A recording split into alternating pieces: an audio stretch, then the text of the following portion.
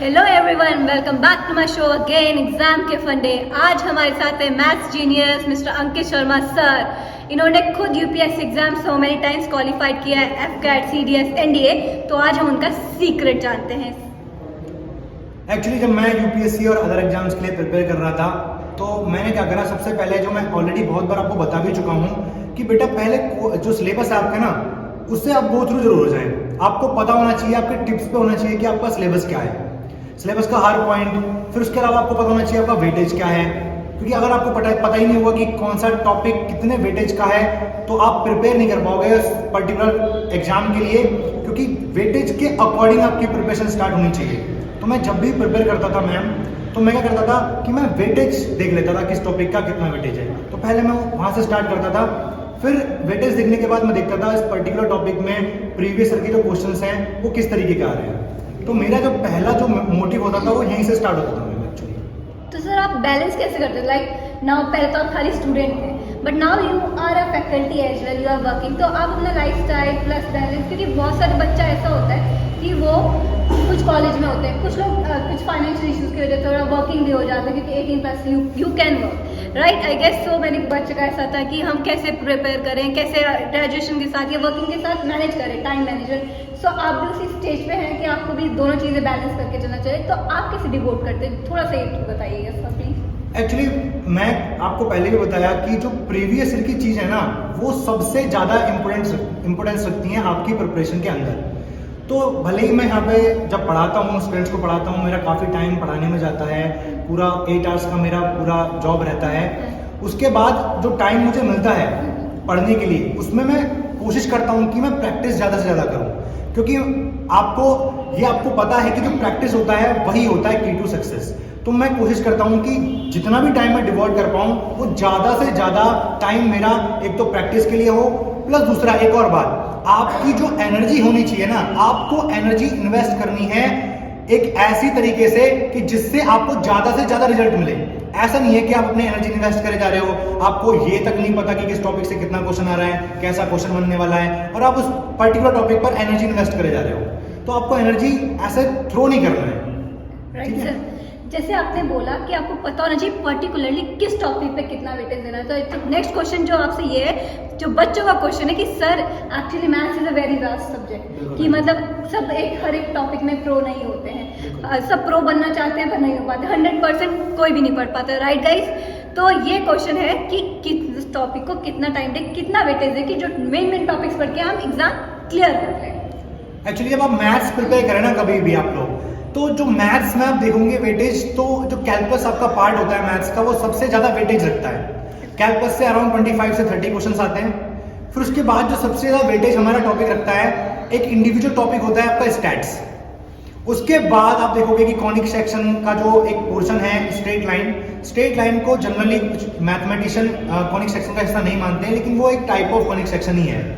Straight line आपका हो गया, वेक्टर हो गया, आपका ट्रिग्नोमेट्री हो गया। ये 4 से 5 ऐसी यूनिट्स हैं जो सबसे ज्यादा वेटेज रखती हैं आपके मैथमेटिक्स के एग्जाम में।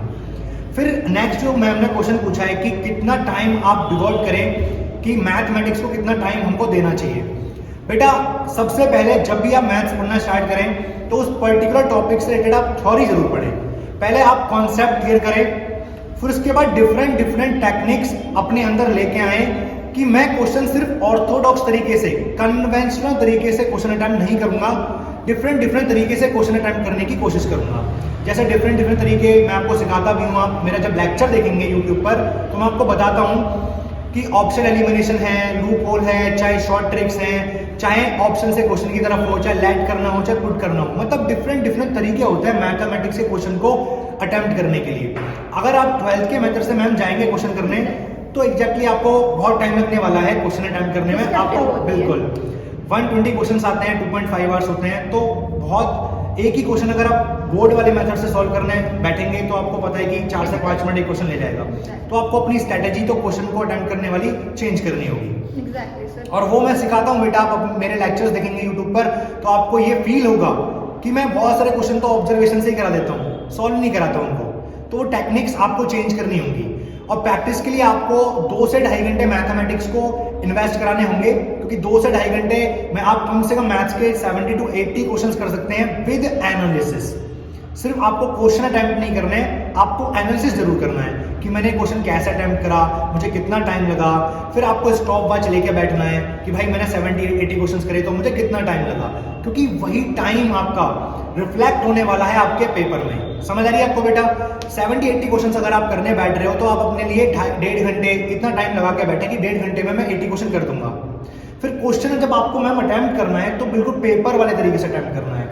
ऐसा नहीं है आप ऑर्डर से अटेम्प्ट करो कि मुझे 1 से लेके 80 क्वेश्चन करने हैं तो आप पहला, दूसरा, तीसरा ऐसे करें, नहीं। आपको पहले आपको इजी क्वेश्चंस पिक करने हैं, फिर आपको मॉडरेट क्वेश्चन पिक करने हैं, देन आपको हार्ड क्वेश्चंस पिक करने हैं लाइक एग्जाम। तो आपको हर रोज बेटा एग्जाम वाली फीलिंग ही आने वाली है। ये आपने बहुत अच्छी ट्रिक बताई कि सबसे पहले इजी, देन मिड और then hard. Key to success sir की, you have to follow this. And sir ये क्वेश्चन और भी आता है, जैसे आपसे बच्चे भी पूछते होंगे कि क्या कहाँ से बुक्स, मतलब there are lot of writers, बहुत सारे ऑथर है, बहुत सारी चीज़ें हैं जिसको एग्जाम्स के लिए आते हैं, PYQs होते हैं, कौन सा बेस्ट ऑथर है, कहाँ से कंटेंट लाए कि so that they are clear to this, कि मतलब बहुत क्लोज हो उसके कि मोस्टली इस बुक से या उस बुक से कोई भी रिकमेंडेशन हो आपका बुक का या ये। ऑल्दो सर खुद ही इतने सारे क्वेश्चंस आपके लिए लेकर आते हैं, तो वो भी बच्चों का क्वेश्चन है कि जो आप कराते हैं वो कितने रिलेवेंट है, कि वो उनका आपका कितना क्लोज कनेक्शन है, कि सो दैट एग्जाम में वो आपके साथ not same question but type of question आ जाए। बिल्कुल मैम एक्चुअली जो मैं यूट्यूब पे क्लासेस लेता हूँ आपकी, तो मैं मोस्टली ऐसे क्वेश्चंस पिक करता हूँ। मेरा हमेशा ये मोटो रहता है कि मैं एक ऐसा क्वेश्चन और एक ऐसा तरीका आपको बताऊं जिससे आप उस टाइप के सारे क्वेश्चन सॉल्व कर लें। मेरा हमेशा मोटो ये रहता है, क्योंकि अगर मैं नंबर ऑफ क्वेश्चन प्रैक्टिस कराने जाऊं मैम, तो नंबर ऑफ क्वेश्चन प्रैक्टिस कराने के लिए तो कोई लिमिट नहीं है मैम। तो मेरा जो फंडा रहता है स्टूडेंट्स, वो ये रहता है कि मैं एक क्वेश्चन से काफी सारे क्वेश्चंस मतलब ऐसी टेक्निक आपको बता दूं कि जिससे आप एक क्वेश्चन के माध्यम से, एक क्वेश्चन के मीडियम से बहुत सारे क्वेश्चन सॉल्व कर लें।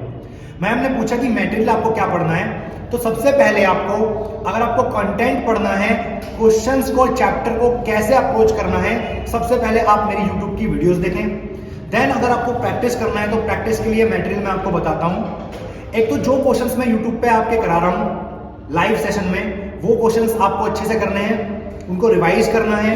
उसके अलावा मैम एक बुक आती है अरिहंत की मंजुल त्यागी, 3000 प्लस क्वेश्चन उसमें है, बहुत ही रिलेवेंट क्वेश्चन है, एकदम एनडीए जैसा सिलेबस एनडीए का है, जैसा यूपीएससी पूछता है क्वेश्चंस एनडीए में, एकदम रिलेवेंट क्वेश्चन उसमें दिए हुए हैं। फिर उसके अलावा प्रीवियस ईयर के अगर आपको क्वेश्चंस करने हैं तो उनके लिए मैम लास्ट 5 ईयर के क्वेश्चन मोर देन सफिशिएंट है। आपको ज्यादा पीछे जाने की जरूरत नहीं है, क्योंकि जो पीछे आपका एनडीए यूपीएससी पूछ रहा है क्वेश्चंस, उसका पैटर्न इन रिसेंट 5 इयर्स में थोड़ा चेंज हो गया है। तो अगर मैं आपको एडवाइस करूं तो आप जो 5 इयर्स के लास्ट क्वेश्चंस हैं उनको ज्यादा प्रेफरेंस दें। Exactly sir. सो सर ने आज अपने बहुत सारे ट्रिक्स बताए हैं, but last but not the least I want to ask you sir, what concept you will give to kids in future. मतलब बच्चों का आप अपनी क्लास में इतने अच्छे अच्छे कॉन्सेप्ट्स देते रहते हैं, सिखाते रहते हैं, तो बच्चों के लिए आपका क्या रहेगा कि कैसे कॉन्सेप्ट्स को मतलब छूट जाए या कुछ हो जाए तो आप उनके लिए डाउट सेशंस रखते हैं, सब कुछ रखते हैं, एक्स्ट्रा क्लासेस सर सैटरडे में रखते हैं, specially extra classes sir Saturday में रखते हैं, तो आप उनसे पूछ सकते हैं उस क्लासेस में भी क्या क्वेश्चन है क्या नहीं है। बट मीनवाइल आप कॉन्सेप्ट्स की बात आपने की थी कि कॉन्सेप्ट हर एक चीज़ का थ्योरेटिकली पढ़ना चाहिए, तो वो कैसे सर? कॉन्सेप्ट के लिए अगर आपको कोई डाउट है या किसी कॉन्सेप्चुअली आपको प्रॉब्लम कर रहा है कोई चीज़, तो मैंने आपको बताया, मैम ने भी आपको बताया कि मैं एक्स्ट्रा क्लासेस वगैरह लेके आऊँगा। प्लस दूसरी बात, अगर आप बुक से कॉन्सेप्ट गो थ्रू होंगे ना, तो बुक एक कन्वेंशनल तरीके से लिखी गई है, वो काफ़ी पुराने तरीके से बुक लिखी जा रही है आज तक, उसमें डायरेक्ट रिजल्ट्स हैं, कुछ शॉर्टकट्स भी हैं, कुछ शॉर्टकट्स, लेकिन वो कभी भी आपको कॉन्सेप्चुअली स्ट्रॉन्ग नहीं बनाएंगी। उनमें वही मेथड्स यूज हो रहे हैं जैसा पहले से ही बुक्स बनती आ रही हैं। आप कभी भी जो मैं टेक्निक्स आपको बताता हूँ ना, हैक्स बताता हूँ एट द टाइम ऑफ जब मैं क्लास लेता हूँ, वो बुक कभी भी आपको नहीं बता पाएगी। बुक कोई बोलने थोड़ी ना आएगी बेटा। तो जो कॉन्सेप्ट है वो आप कोशिश करो कि एक टीचर के मीडियम से वो कॉन्सेप्ट सीखो, और आप देखोगे जितने भी टीचर्स आपको ऑनलाइन पढ़ा रहे हैं, आप थोड़ा कंपेयर करके देखना कि मैं कॉन्सेप्चुअली हर एक कॉन्सेप्ट को किस तरीके से अप्रोच करता हूँ। जब मैं आपको कॉन्सेप्ट भी बताता हूँ ना बेटा, तो आप देखना डिफरेंस कि मैं आपको याद भी करा देता हूँ उस कॉन्सेप्ट को, उसके प्रोज एंड कॉन्स। जैसे मैं अभी क्लास ली थी एक पैराबोला की, आपको याद हो, एक बार देखना आप जाके। मैंने एक क्वेश्चन कराया, अब मुझे पता था कि एक क्वेश्चन के मीडियम से मैं आपको काफी सारे क्वेश्चंस करा सकता हूँ, पूरा पैराबोला रिवाइज करा सकता हूँ। तो मैंने स्टार्टिंग में आप देखना पैराबोला की क्लासेस, मैंने एक क्वेश्चन पिक करा मैं और उससे 10 से 12 क्वेश्चंस क्लियर कर दिए बच्चों के।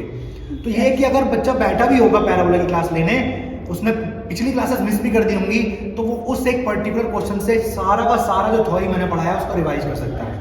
प्लस कॉन्सेप्टली मैं आपको कहूंगा, आप बुक से कॉन्सेप्ट देख सकते हैं लेकिन बुक से कॉन्सेप्ट आप समझ नहीं सकते। तो बेटा मैं रेकमेंड करूंगा आप मेरी क्लासेस जरूर अटेंड करें, तो आप डिफरेंस देखेंगे। जैसे कि मैंने कहा था ही इज जीनियस, तो उन्होंने प्रूव भी कर दिया कि उन्होंने एक क्वेश्चन से पूरा पैराबोला को जस्टिफाई और क्लियर कर दिया है, so that you are clear. क्योंकि आपका पुराना कॉन्सेप्ट क्लास छूट गया होगा, तो उस एक क्वेश्चन से उन्होंने 10-20 क्वेश्चंस बना दिए एंड क्लियर कर दी इस चीज़ को। Meanwhile thank you so much for this tricks and key to success उनकी है, keep practicing, keep giving time, keep thinking how to approach questions and each and everything. Sir ने अपने सारे हैक्स आपको बता दिए, इवन उन्होंने इतनी बार कैसे क्लियर करी एग्जाम, ये सारी चीजें। मीनवाइल और भी कुछ क्वेश्चन होगा तो you can comment and you can ask and you can go the numbers और एज वेल डायरेक्टली कॉल भी कर सकते हैं। मीनवाइल अगर चैनल सब्सक्राइब नहीं करिए तो do subscribe, do like and do come. Thanks for watching exam के फन डे, कीप सब्सक्राइबिंग।